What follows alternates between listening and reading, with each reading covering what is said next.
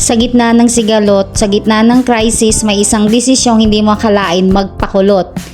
Ito ang aking day off sa salon habang mundo naguguluhan, ako ay nagpainit ng buhok.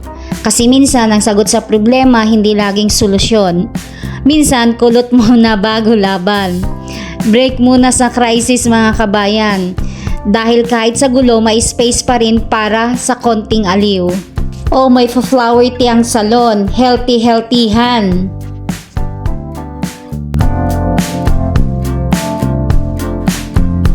Bang hinihintay ko ang resulta ng aking kulot, sabi nga nila, patience is a virtue. O sa atin, ang pasensya ay isang birtud. Kaya kahit sa sigalot, kahit may crisis, dito muna ako sa salon. Magpapakulot. Break muna sa problema, aliw muna sa sarili. Dahil minsan ang sagot sa gulo ay isang bagong hairstyle.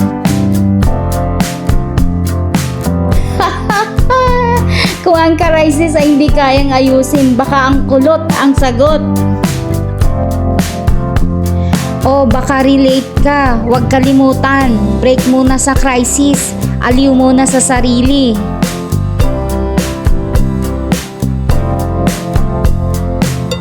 Guys, ang ganitong sitwasyon hindi naman natin hawak. Kapit at dasal lang tayo.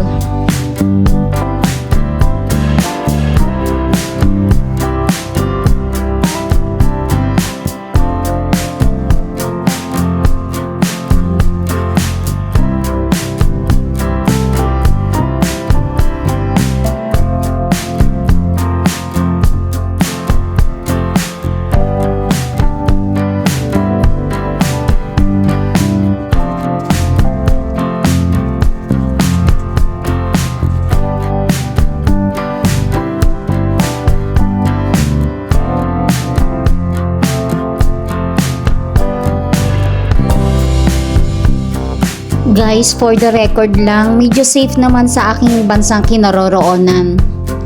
I salute the government, mga kababayan dito. Talagang they make it sure na yung mga residents dito ay safe.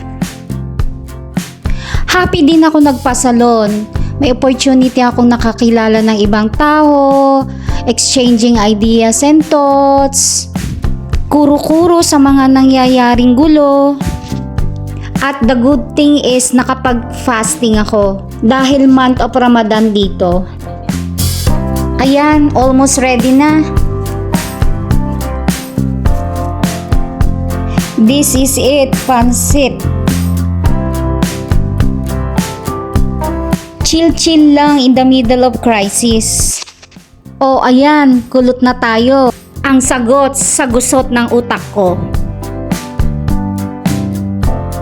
Good vibes lang tayo guys ha.